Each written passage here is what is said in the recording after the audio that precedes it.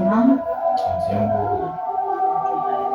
Ya, sebelum kita mulai dalam sesi konseling kita, boleh perkenalkan diri Dokter Bayi dahulu.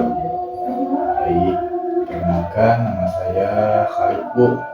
Saya dari kelas 11 F. Oke, jadi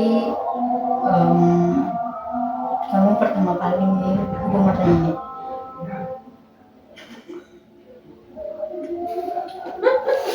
Iya, kau loh yang bikin tawa. Oke, baik.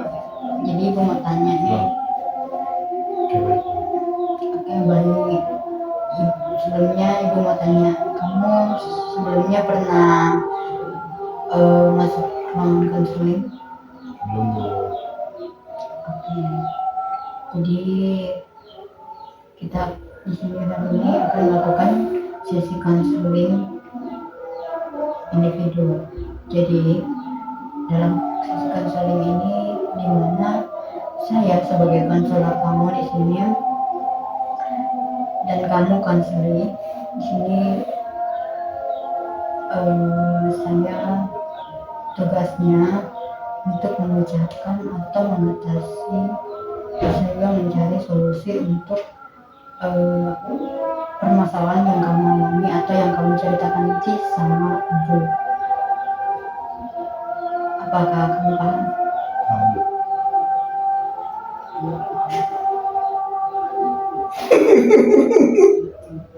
Jauh bergerak langsung dikata ya nanti. Nah, oke.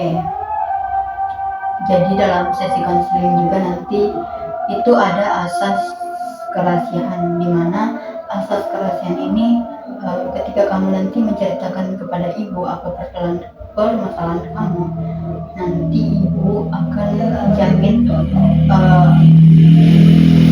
menjaga kerahasiaan kamu. Jadi ibu tidak akan menceritakan siapapun, yang hanya tahu saya dan kamu. Nah, di mana asas keterbukaan juga ada. Jadi ketika kamu menceritakan ini, saya berharap saya sebagai konselor kamu di sini, kamu konseling untuk menceritakan atau terbuka menceritakan permasalahan yang kamu alami, agar ibu juga bisa mencari atau mengatasi permasalahan yang kamu alami gitu. Kamu paham? Paham, Bu. Kamu siap dalam sesi konseling ini? Siap, Bu.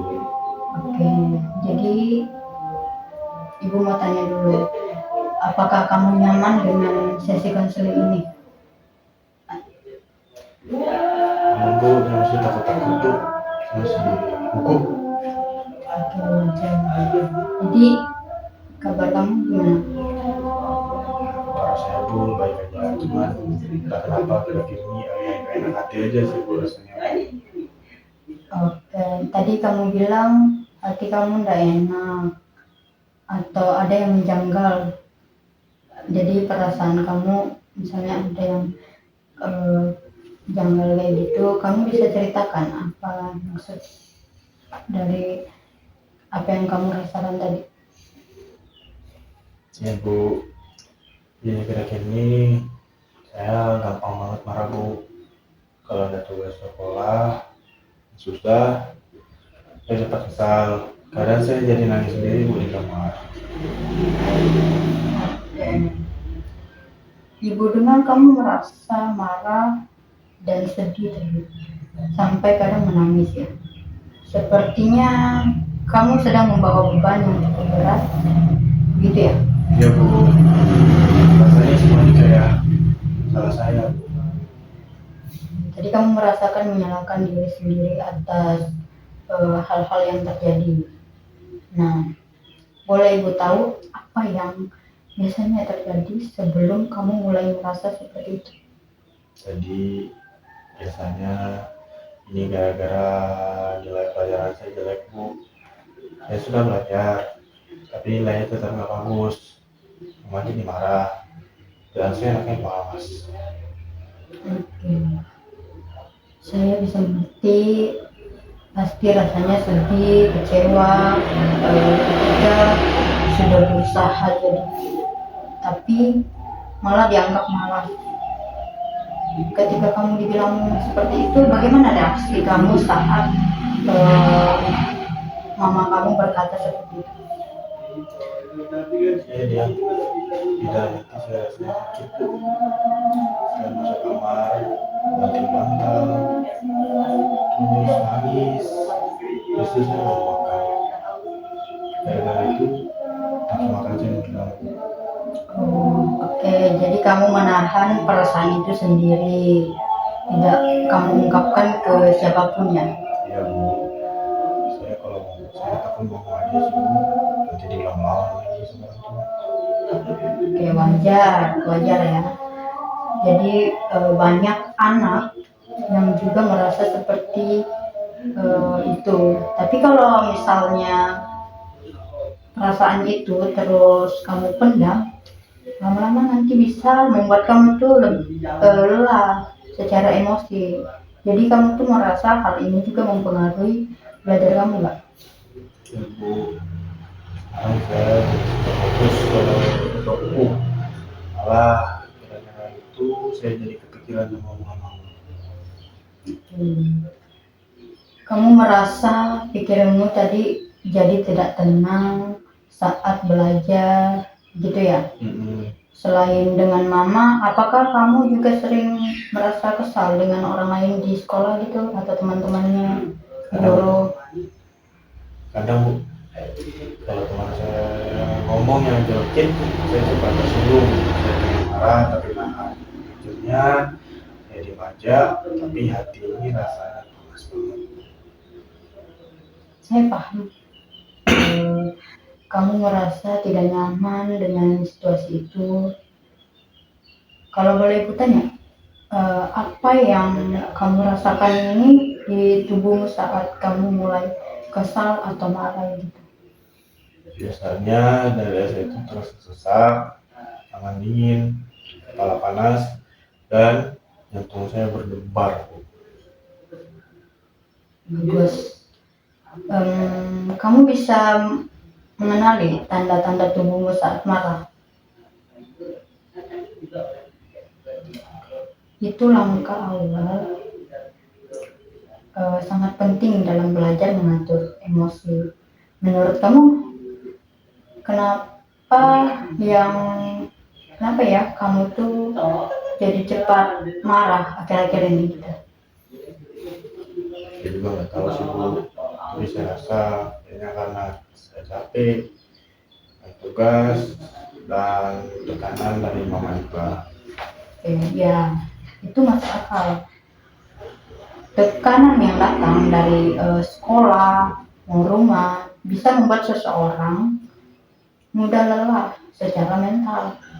Jadi, kalau kamu sedang merasa begitu, biasanya tuh kamu melakukan apa yang menenangkan diri kamu? Apa yang kamu bisa lakukan gitu? Karena saya tidur, dengerin musik, tapi seringnya malah kepikiran. Artinya cara-cara itu belum cukup membantumu tenang sepenuhnya ya? Ya, ini cara yang bikin saya lebih tenang dan enggak meledak. Bagus. Keinginanmu tuh untuk berubah itu tanda kamu sudah mulai sadar dan ingin memperbaiki diri. Ibu boleh bantu kamu belajar satu cara sederhana untuk menenangkan diri saat emosi datang. Saat emosi kamu datang, apakah kamu mau coba? Mau banget bu. Oke, baik. Sekarang kita coba teknik relaksasi pernapasan. Nah, jadi teknik relaksasi pernapasan ini tujuannya agar tubuh dan pikiran kamu bisa lebih tenang ketika kamu mulai kesal atau cemas. Jadi kita lakukannya ini pelan-pelan saja ya. Ya Bu. Oke, silakan duduk dengan nyaman senyamannya. Pejamkan mata perlahan. Tarik nafas pelan-pelan dari hidung selama 4 hitungan. Tahan sejenak, lalu keluarkan perlahan lewat mulut selama 6 hitungan.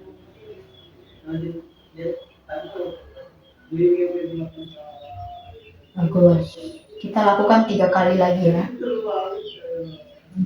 Tarik nafas pelan dari hidung selama 4 hitungan. Tahan sejenak, lalu keluarkan perlahan lewat mulut selama 6 hitungan. Oke, sekali lagi tarik nafasnya pelan-pelan dari hidung selama 4 hitungan. Tahan, lalu keluarkan perlahan lewat mulut selama 6 hitungan. Sekarang buka matanya pelan-pelan. Gimana rasanya? Saya tahu. Saya nggak sesak lagi. Bagus sekali. Itu artinya tubuhmu mulai rileks. Nafas yang teratur tadi membantu otak kamu menerima sinyal tenang. Jadi kalau nanti kamu marah atau cemas, kamu bisa lakukan teknik ini tadi, teknik relaksasi dimanapun. Bahkan di kelas sekalipun, kalau ketika kamu merasa kesal lagi atau marah lagi. Oke? Wah, itu bisa juga ya Bu ya, dipakai dimanapun, baik di kelas atau di mana. Nah ini saya kalau marah, saya pengen meledak rasanya Bu. Nah, itu yang akan kita ubah pelan-pelan. Jadi kita tidak perlu menahan emosi sampai meledak, tapi kita bisa menenangkan tubuh dulu supaya pikiran tadi bisa berpikir jernih. Oke Bu, saya ngerti sekarang.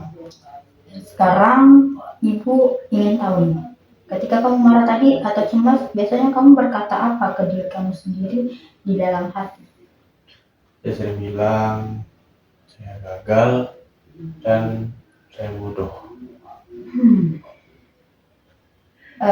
Kata-kata itu keras sekali ya untuk diri kamu sendiri. Bagaimana perasaan kalau mendengar kata-kata itu dari orang lain? Sakit hati Bu pastinya. Nah, itu yang kamu dirasakan di diri kamu di saat kamu mengatakan seperti itu. Kadang ketika kita tidak sadar menyakiti diri sendiri lewat pikiran kita. Jadi mulai sekarang bagaimana kalau kita ubah kalimat itu tadi menjadi saya sedang belajar dan wajar kalau hasilnya belum sempurna. Oke? Ya Bu, ya kalau begitu, rasanya begitu, rasanya lebih ringan Bu. Cepat sekali. Jadi kata-kata lembut pada diri sendiri itu membantu kita lebih tenang. Jadi kamu boleh tuliskan kalimat itu di kertas, lalu baca setiap kali kamu mulai kesal atau kecewa sama teman-teman, orang tua, ataupun guru kamu sekalipun. Oke? Baik Bu, saya akan coba. Kita bisa tambahkan tadi sedikit latihannya, namanya afirmasi positif. Oke? Afirmasi positif tadi itu apa? Kita memberi omongan-omongan yang lembut kepada diri kita. Ya, benar sekali. Jadi contohnya misalnya tadi saya saya mau coba kamu ulangi setelah ibu saya kayak ngomong saya itu berharga. Saya berharga. Oke, bagus.